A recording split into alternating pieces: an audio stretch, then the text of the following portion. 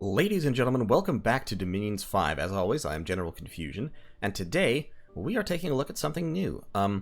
Literally yesterday, the day after I finished my Mekone campaign, of course, or rather, just wrapped it up, I didn't win the game, Illwinter released a new patch, and in that patch they changed a bunch of things, including several small buffs to Mekone, and they also introduced two new middle-age nations, which we're going to take a look at today, and we're going to start a game as one of those nations. One of those nations was Flegra, which is the middle-age continuation of Mekone. You know, a lot of the nations have kind of a story that follows them down through the early, middle, and late ages, and Flegra is the middle-age version of Mekone after the Gigantomachia, the war against the gods, had failed. The other is a continuation of Beratos, a nation that otherwise had not had a continuation, like Mekone, and they're both very interesting. Let's take a look at them. We're going to go into the Create a Pretender God screen, which is the easiest way to take a look at nations. And first of all, let's look at the buffs to Mekone real quick. So, Mekone, you can see here, if we... there were a few spell buffs, including Sow Dragon's Teeth. It now has double the effect, so it summons 10 Spartae instead of 5, which makes it actually extremely efficient for the gems. On top of that, Gerontes became slightly less expensive. E4s became slightly less expensive. Basiliuses were given native water 1. Almost said nature 1 there. And Gigantes got an extra point of, I believe, attack and defense. So that makes the Gigantes themselves pretty good. I mean, they were solid before, mainly in that they were almost unkillable by human troops. With attack 14 on their basic attack, and defense 14, counting their shield parry, they become extremely good. Probably, I wouldn't say that alone would make Mekone a solid nation, but it affects one of the main criticisms of Mekone being that their troops find it hard to kill things. Making E4s cheaper also helps with research because it lowers their upkeep a slight bit. And E4s and Gerontes both. And it also just makes magic a little more accessible for Mekone in the sense that it's easier for them to get 2 fire or 2 death mage or 2 earth mages. Wow, I can't find my words. 2 fire or 2 earth mages onto the field at an affordable price, and it helps a little bit with their upkeep problems. The biggest change, though, is definitely the Basilius.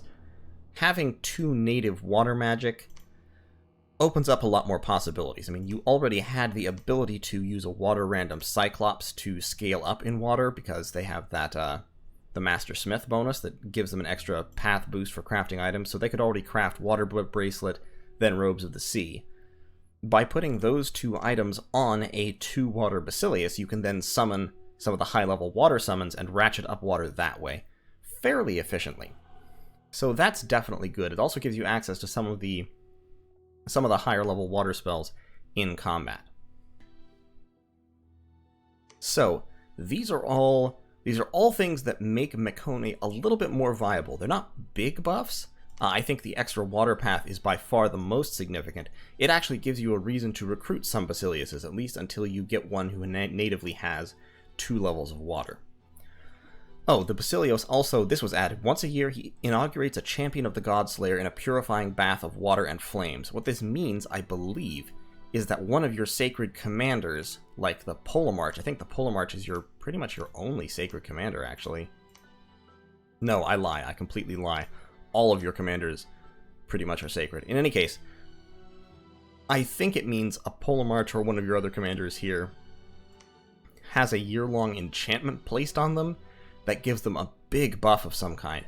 I don't remember the details of what that buff is, but it's very, very significant. I think it's like +5 attack and defense or something crazy like that. So, very, very solid. So that's what's happened to Mekone. Overall, I think that does go some way to addressing some of the issues with Mekone, and I'm thinking that may be enough to make it a reasonably solid choice in multiplayer. I might try it at some point. I'm going to start looking to get another multiplayer game going soon. The Machaca game is still ongoing, but we are coming into the end game, and I don't know how much longer it will go for. Probably, maybe another month. I'm not sure. In any case, then let's look at the Middle Age nations, the new ones. So, first we have Flegra. the deformed giants. Flegrei is a kingdom of cursed gigantes, descendant of the gigantes of Mekone, who declared war upon the gods of men. The gigantes are few, and most of the population is made up of enslaved humans, but there is also a tribe of sheep-herding Cyclops living in the land. The human population is divided, and unscrupulous individuals serve the Gigante tyrants in exchange for power. So Flegra is interesting because it is the exact opposite of Mekone. So we've got humans and gigantes, few Gigante warriors, mostly human slave soldiers, still no sacreds, magic, fire, earth, some death and water, arcane slave communions, and Cyclops Smiths. So we still have the Elder Cyclops, and they are exactly the same. Same price, same paths, everything. So we've got the Flagrant Tyrants. And the Flagrant Tyrants are a very, very interesting commander. First of all, when Flegra was first teased, they said something about serpent-legged gigantes, and I thought that meant they would have, like, snakes for legs. It just means their legs are scaly, which is unfortunate. I want them to have actual snakes for legs. That would be pretty hilarious. But so Flagrant Tyrants are very expensive, very powerful, very large. Okay stats, not great stats. Lots of protection, lots of magic resistance, lots of morale. High leadership, but not a high morale bonus. What's interesting about them is, so these Flagrant Tyrants, they're slow to recruit, they're expensive, they're powerful, they have a lot of magic paths, including death, which Mekone didn't have. They have a fire, air, earth, or death random. So they have actually very, very solid paths for thugging. They're powerful battle mages, and they also could potentially be powerful thugs. They are combat casters. They have all these special abilities. High fire magic. They can have 4 fire natively, which is very, very solid in terms of fire. They can have 3 death natively. 3 earth, sorry. Why do I keep saying death? They have 3 earth natively, which is also very solid. It means they can buff themselves up in earth and cast some of the real high-level earth spells, especially with some items. Or they can have 2 death natively, which is also pretty good. 2 death is pretty solid. It opens up a lot of interesting spells. Here's the problem. They berserk. And berserking is terrible for a mage. It means that if they take any damage, they have pretty decent odds of just going crazy. I mean, I think you have to pass a morale check in order to avoid going berserk, which is okay. They have high morale. That's fine. And if they go berserk, their protection goes up, which is good, and their attack and strength go up, but it also means they won't cast spells. They can't cast spells if they're berserk. So if you use a Flagrant Tyrant as a thug, you run the risk that in like the very first round, someone will shoot a random arrow, scratch him for 2 damage, and he'll go crazy. Which really kind of puts a damper on things that way. You can still certainly use them as big battle mages. If you want to thug them, I think probably the only way to do it is to gear them out with melee equipment, have them cast a buff cycle on themselves, and then just charge in, because they're gonna charge in eventually anyway. They do, interestingly, have Affliction Resistance, so their odds of getting Battle Afflictions is low, which kind of counteracts that. I'm almost thinking that what you want to do is, since these guys are size 5, give them Trampling Boots, and just send them out to trample province defense. That could be extremely effective. But in any case, they're an interesting choice. The Berserk hurts them. This is not a buff, necessarily. At the very least, it makes them difficult to use in the way you want to use them looking at their magical paths. But they are an interesting unit, and they are size 5, and with 68 hit points. So, trampling might be the way to go with them. Anyway, also, they have 95 points of leadership, not much of a morale bonus, but lots of leadership, and they are Taskmasters plus 4, which means they can command slaves and give them plus 4 morale. We have these Trophimos mages, the Shackled Mage, the Trophimos Priest, the Trophimos Sage, and the Trophimos Oppressor. Here's the interesting thing. The Shackled Mages, let's start with them. Shackled Mages are very cheap, 60 gold. They only have 5 research points. They have 1 random magical path from one of the elemental paths.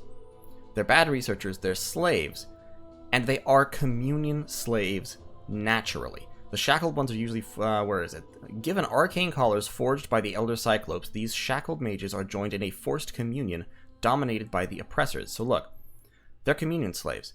This is a spell. Normally you have to cast a spell to let you be a communion slave. And it's an astral spell, or in the case of man, it's a nature spell. But Trophimos Oppressors are Communion Masters naturally, despite having no astral or nature.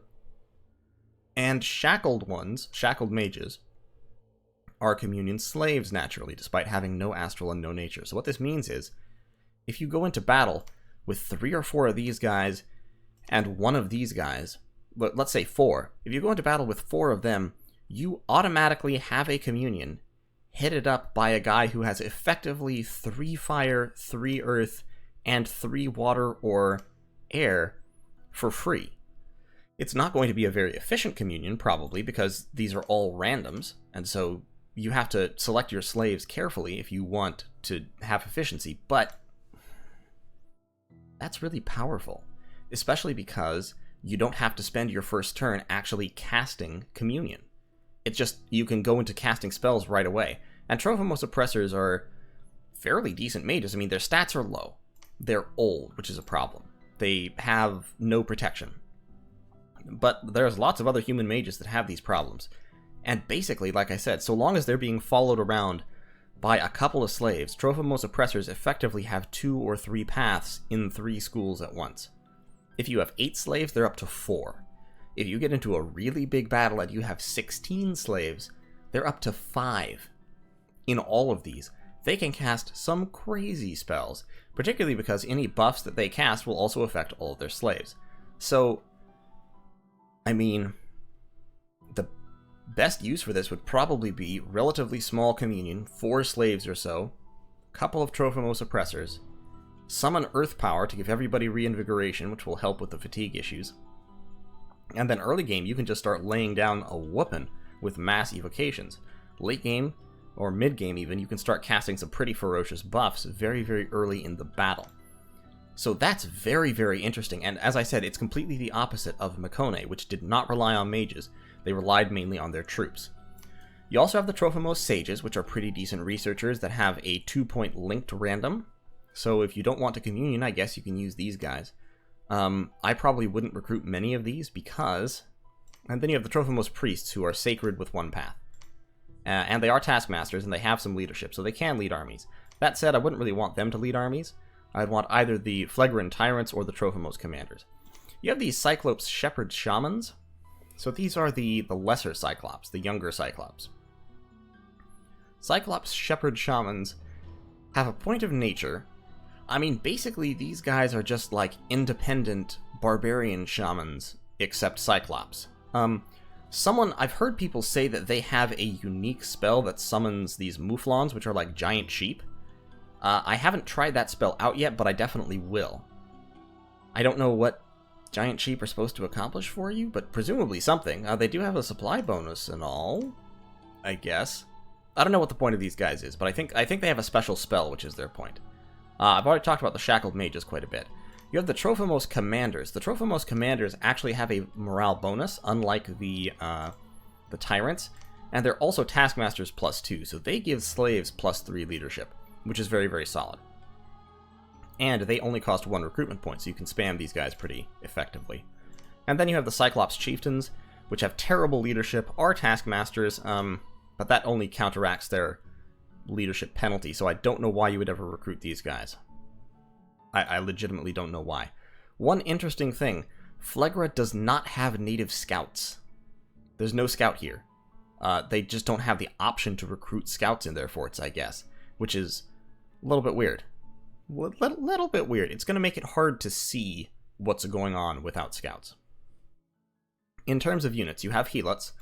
Unlike Mekone Helots, these Helots cannot be promoted. They just suck forever. So you have Helot Archers, which have short bows. In the Middle Age, short bow archers are pretty bad, but they are very cheap. You have Gila Warriors, which have axes and javelins. These are okay light infantry. I mean, they're not bad. They only cost 8 gold and 10 resources and 4 recruitment points, so you can spam them out. They are slaves with morale 7. If you have a tyrant leading them, that goes up to 11, which is pretty solid. If you have a Trophimos commander leading them, it goes up to 10, which is average. You also have Helix Soldiers here. Helix Soldiers are the fort version. Helix Warriors can be recruited outside forts. So you can spam these guys in every province if you want. And these guys are basically very light hoplites. They have the long spears, they have reasonably decent protection. They cost a bunch of resources, but very little gold. These are like the Helot hoplites from Mekone, just worse and cheaper. Not all that much cheaper, though. You've got Cyclops Warriors, which are basically recruitable ogres. They don't cost a whole lot of money. What's their upkeep per year? 28 gold per year. Eh. They don't cost a whole lot of money. They are undisciplined, which is a pain. They're gluttonous, which is... don't really care about that. They do a whopping ton of damage when they hit, but their attack is unreliable and their protection is very low. So you would definitely want to be throwing like Barkskin or Marble Warriors or something on these guys. You have Cyclops Hurlers, which are basically Disco Boluses, but undisciplined. So they also have clubs. They have boulders that they throw that do a whole bunch of damage but almost never hit. Lots of hit points, all that kind of stuff. Then you have Giganti Warriors. Giganti Warriors, like the Tyrants, are size 5. They're pretty solid. They do Berserk, which is pretty good in a troop. Bad in a mage, good in a troop. It'll kick up their protection and their attack and their strength when they go Berserk. They do cause unrest, however they also have Affliction Resistance. So these guys are liable to stick around for a long time. If you can throw some buffs on them, they might be solid. Like, Legions of Steel wouldn't really help them much because they only have one piece of armor. Strength of Giants, they already have so much damage it hardly matters. I'm not sure how you buff these guys effectively, I have to think about it for a while. My immediate inclination is to think that the moderate level earth buffs wouldn't do much for them. They do have limited recruitment. Since I haven't gone into a game with Flegrei yet, I don't know how limited that is. But they're fire resistant and poison resistant, which is nice because it means you can drop fire spells without worrying too much about them. Hell, hitting your own line with a falling fires that doesn't do much damage might be a good way to send them all berserk before they go into combat, who knows? Especially since with that affliction resistance, you don't have to worry about that too much.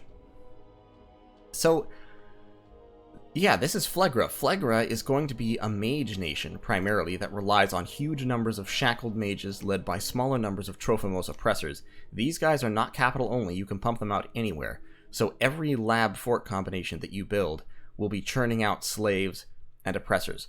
The one thing that I will say about Pretender design for this nation, you don't need much forging help because the Elder Cyclops can forge pretty much anything you want once you've recruited a few of them.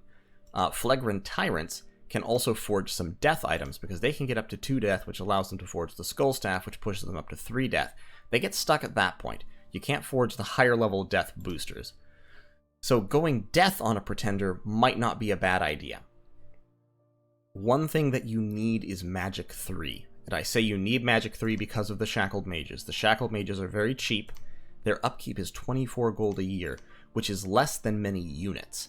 I mean, slaves only cost 3, obviously, but your Giganti Warriors cost 52 gold a year. So for the cost of 1 Giganti Warrior, you can have 2 Shackled Mages turning out 10 research points.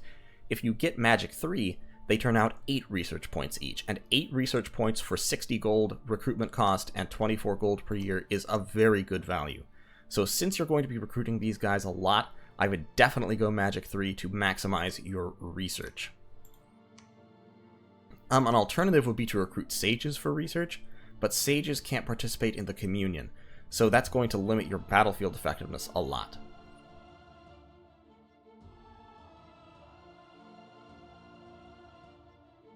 Besides that, Flagrant Tyrants are going to be your thugs and your mainline big battle casters until you get a big communion rolling.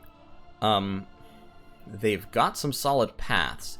They are your only access to high-level death. So if you want death spells like Shadow Blast or Death Summons, Flagrant Tyrants are how you get it. Flagrant Tyrants, like I said, despite the Berserker, I think you can use them as thugs, particularly if you equip them with trampling gear, some reinvigoration, and then just defensive stuff. I think they'll be able to roll over human-size province defense very easily. To be honest, they would even be able to roll over smaller giants. I mean, these guys can trample size 3. It's not as efficient, but they can do it. So if they've got some defense skill, some protection going on, maybe some regeneration, you can use a Cyclops Shaman to forge one of those nature items that give you regeneration. I think they'd be very, very solid, despite or because of the Berserking. Cyclops Smiths, we already know about from Mekone. They're very, very useful. You want to have some. Troop-wise, your troops aren't terribly impressive, but the slaves are cheap. and they can be led by Trophimos commanders that kick their morale up to reasonable levels. So your armies are mostly going to be these guys. Cyclops hurlers, I don't know why you would ever really want them. Undisciplined, short-range missile troops, nah. Cyclops Warriors I could see sometimes just for the really high damage, but most of the time, if you're recruiting giants, I would be recruiting Gigante Warriors. They berserk, they do a lot of damage, they have reasonable protection, they seem solid, and they're low resource, so if you're recruiting mainly Helix Soldiers, which are high resource, you can mix in some of these guys to use up your extra gold. In terms of sites, we've got the Burning Fields. Flagrant Tyrants are cap only, gives you fire, earth, and death gems. And we have the Fortress of the Cyclops, which gives you fire and earth and allows the recruitment of Elder Cyclops. So, you're only getting 5 gems per turn, which is 1 less than usual. However, you are getting 2 fire and 2 earth. So, I think it works out. You're going to have a lot of forging potential with this nation because of the Cyclops. You're also, of course, going to have a lot of battle magic potential because of the communions. Your death is going to be limited. So, my initial thought is, you don't have any sacreds whatsoever in your troops. You only have 1 sacred commander, which is the Trophimos priest. And of course, you'll make somebody your prophet, so you'll have a prophet as well. But that being so, blesses don't matter to you in any way. Like, a bless is completely meaningless to Flegrei. So that being so, I'm feeling like your best bet is probably to take a very focused pretender, magically speaking, and then dump most of your points into scales. So I've created a pretender for Flegrei that we'll look at in a second. Actually, let's look at it now. So for Flegrei, Archlich Confusion here is kind of my first attempt at a Flagrant pretender. He's a demi-lich, so he's immobile, very weak physically. I gave him 7 points of death, because I want him to be able to cast Well of Misery, which is the high-level enchantment Death Gem-Gen spell, which will make my death magic pretty solid. He'll also be able to cast high-level death summons. For Dominion, I've taken him Dormant. I could actually have taken him Imprisoned. That might be worth it for the extra points. 6 Dominion, I gave him a point of Order, because I want him to reduce unrest a little bit. I took a point of Heat just for points. Then I took 3 Magic, 2 Luck, and 3 Growth to maximize my income. Not too worried about productivity. Flegrei is not terribly resource heavy. I am worried about growth, income, and recruitment points, and Magic 3 for that all-important research. I also, for my Bless, since I had 7 death points and I don't have any sacred troops, I took 7 times Undead Command. So what this means is my Flagrant Priests can command 140 Undead each. Is that meaningful? Probably not. Might be useful in some kind of niche case that I haven't thought of yet, so what the heck, I had the points, they were going to waste, I might as well spend them on something. So that's my first thought. There's of course other things you could do. Flegrei might be able to benefit from an Awake Expanding Pretender, because I don't know how well your early expansion will be, so you might, I guess the problem is, Flegrei's, their chassis are quite limited. Like, they have some immobiles, they have a few titans, and then they have a whole bunch of monsters.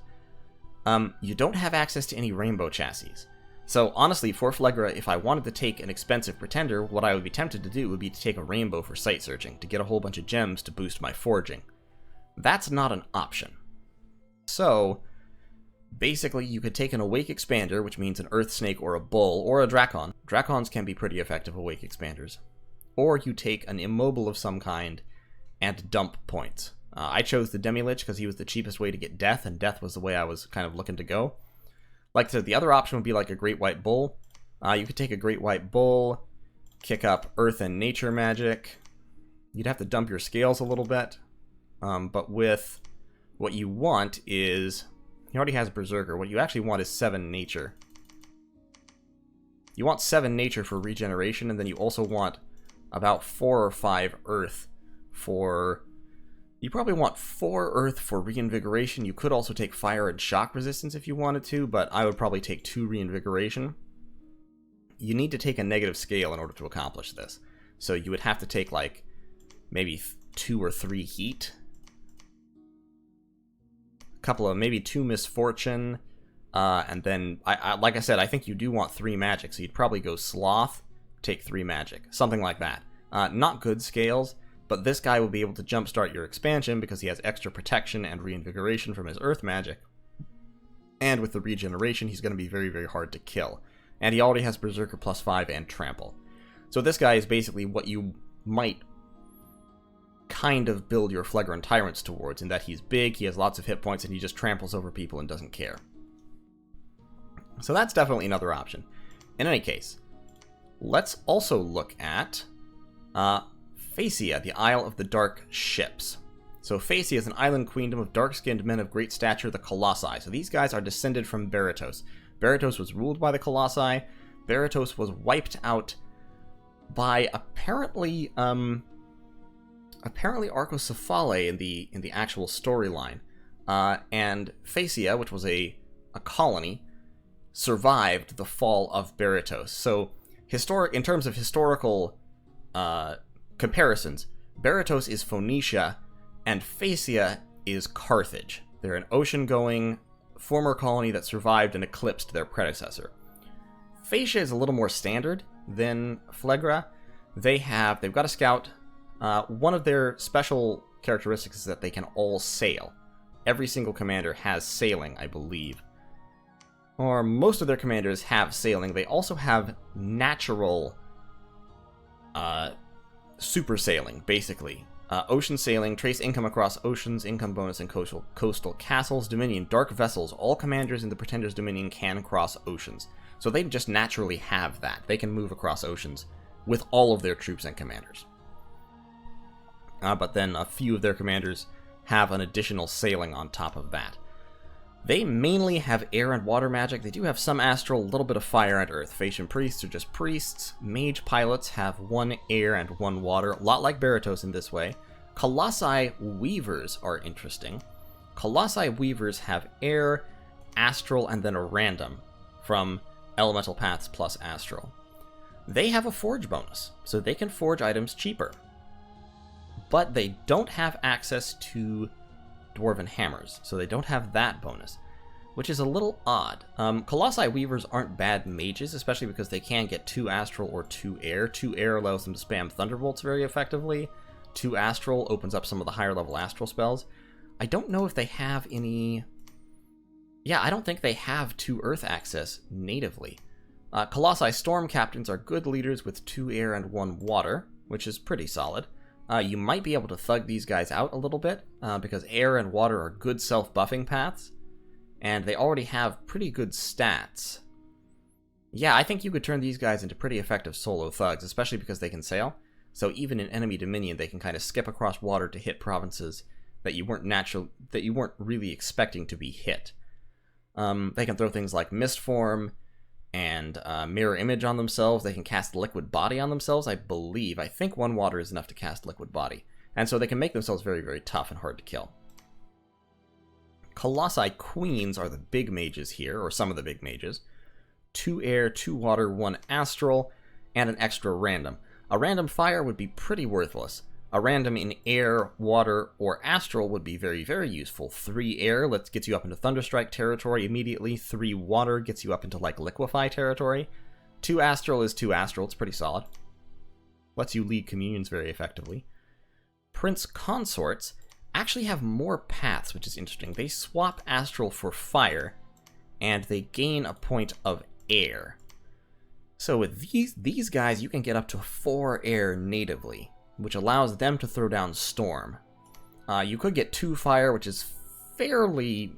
I don't think it's terribly useful in the context of this nation. It's not much fire. It's not enough fire to do a lot with consistently. 1 point of earth. Similarly, it doesn't let you summon earth power. It does let you cast some of the armor self-buffs on yourself. Like, you could Iron Skin these guys if they haven't had an earth random. So it's not worthless. It's not great either, especially on a slow-to-recruit mage. But 3 air and 2 water with an extra random is definitely worth recruiting a few. And then you have an empty space here, which I don't understand. There's an invisible commander here who doesn't want to come out and talk to us, and there's nothing, we can't do anything with him. You can't even recruit him, but he's always there, watching. Just know that. And then you have the Windcaller, who is a Stormcaller but weaker. The Baratian Stormcaller had 3 air naturally, the Windcaller has 2 with a random. So he can get a point of Astral and joining communions, which is solid. And he can have 2 water or 3 air. But so it's basically air and water for Phaeacia with a little bit of Astral. Troop-wise, they've got basic militia troops, basic archers, basic light infantry, basic sword light infantry. They've got some heavy infantry that have decent protection, but are expensive in terms of resources. They've also got Colossi heavy infantry, so they do have access to some giant troops that do high damage and have high hit points and all of that. They're not very giant, they're only size 3. But so these guys can compete with, like, the middle-age giant nations on an even footing. Colossi light infantry have javelins, which is kind of nice, and then they have the Orichalcum Guard. And the Orichalcum Guard are sacred bodyguards and have magic weapons, as well as pretty good stats, including quite high defense. So these guys, I don't know, they're pretty solid. They are expensive, but I think in terms of sacreds, they're not bad. You might want to recruit some literally just to bodyguard your sacred mages. They are excellent, excellent candidates for earth buffs, if only you had 2 levels of earth anywhere. But as it is, I think they're probably worth a bless. You may not want to go real bless heavy on them, because I think you probably want to save some points to get a good pretender and focus on your mages. I think probably you have a lot of slow to recruit mages, and these guys are cap only. These guys can be recruited only in any coastal fort, so you could spam them pretty effectively. The Colossi Queens and Prince Consorts you can't so much. Storm Captains you can recruit in any fort, and Colossi Weavers likewise, so you could get a whole bunch of relatively low-level air mages, like 2 air mages somewhere. Get a Prince Consort to throw up Storm. You could do something with that. I think air is going to be your main path. In terms of items, or sites rather, you've got the Orichalcum Palace, gives you air and astral. You've got Black Corcora, which gives you water and earth. And you have the Gold Apple Tree, which gives you fire, slows down aging, which is nice, and decreases unrest in your capital, so that's solid. There is one more national feature of Phaeacia. Upholding the old bargain, they, the Gigantes on Black Corcora, arrive each spring to pledge the queen their allegiance. So every year, you just get a few giant units for free. Gigantes, level, size 4 or size 5 giants. I haven't played as Phaeacia yet. I don't know what those units are exactly. Are they Mekone hoplites? Because they are not cursed as their Flagrant kin and retain some of their former glory. What does that mean? Are they hoplites? Are they special other units? I don't know. I'm gonna have to play a game as Phaeacia just for a little while to find out. In fact, I think I'm gonna do that now. Give me just a second. I'll be back with you as soon as I figure out what those units are. Okay, so I just started a game and ended a year's worth of turns just to see what would happen.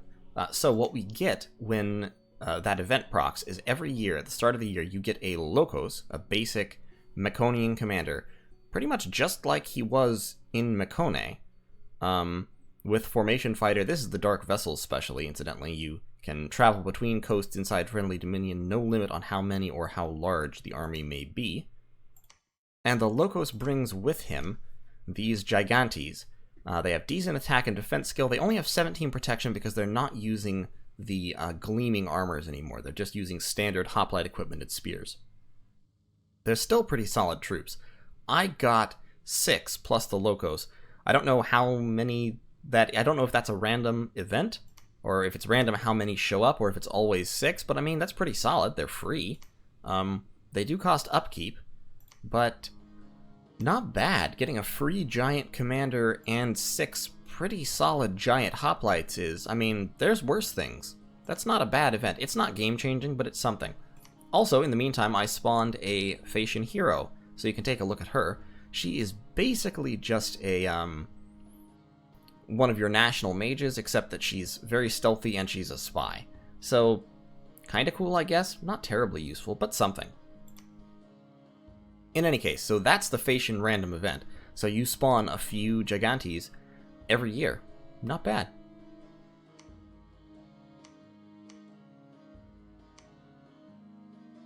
Okay, so those are the new nations, Phlegra and Phaeacia. I am going to start a new game as Flegrei, just because I think they're kind of cool. They're an interestingly unbalanced faction, shall we say. They have all kinds of cool abilities, and they're also lacking some things that other nations have. However, I think they'll prove to be an interesting start in communions. They don't actually have astral magic, but they make heavy use of communion mechanics. So, I want to play around with that a little bit. So I know this has been basically a very long-winded introduction. I'm going to cut this video here. We will actually start the Flagrant campaign in the next video, which will be in a day or two here. I'm interested in both of these new nations. I have to say I'm more interested in Flegrei than I am in Phaeacia. Phaeacia is a pretty standard nation in a lot of ways. They have the special giant units thing, but they're very much Baratos minus blood. And of course, blood was one of the big defining characteristics of Baratos. I mean, if you look at Baratos, pathwise, Baratos had more fire and earth. They had the blood. Stormcallers with air and water were there, but you also had the Baratian priests that had fire, earth, and blood. Baratos, in a lot of ways, had more diversity. They didn't have as much astral, because the Stormcallers were... Actually, I guess the Stormcallers... No, the Stormcallers actually had the same amount of air, they just have one more point of water. Interesting. But with the brides in waiting and all, I don't know. Baratos has a different feel, kind of. They had elephants, which are a little bit interesting. Their sacreds were very similar. The Colossi Warriors are pretty close to the same. They have bodyguard. They don't have magic weapons, which is a difference, but stat-wise, very similar. But the blood of Baratos was a big defining characteristic of that nation that Phaeacia has kind of dropped, and they've kind of just become an air nation more than anything. Yeah, so the Stormcallers just have one more water. Okay. Yeah, not sure what to think about it. Orichalcum Guards are actually a little better than the Colossi Warriors. They have better defense skill, and they have the magic weapons and all that. I think they also have better protection. I think they have slightly better protection. So, not too into Phaeacia. I mean, it's another nation. It's interesting. I'm sure people will find out all kinds of cool things that can be done with it. Like I said, I think Colossi Storm Captains are going to be decent thugs. They can't summon Melkarts anymore, of course, because they don't have blood. So they've lost that thugging potential, because Melkarts are probably the preeminent thug in the early age. But it's Flegrei that interests me, both because they have the... I mean, these guys are a lot like Dione in some ways, except they're berserking, of course, which is, as I said, a plus and a minus. But the auto-communion mechanic is very interesting, and I'm also kind of curious to see what these Cyclops Shepherd Shamans can do. So, look forward to the Flegrei campaign starting soon. We're going to play a game with them, and we'll see how they do. Take care, everybody. I'll see you in the next video.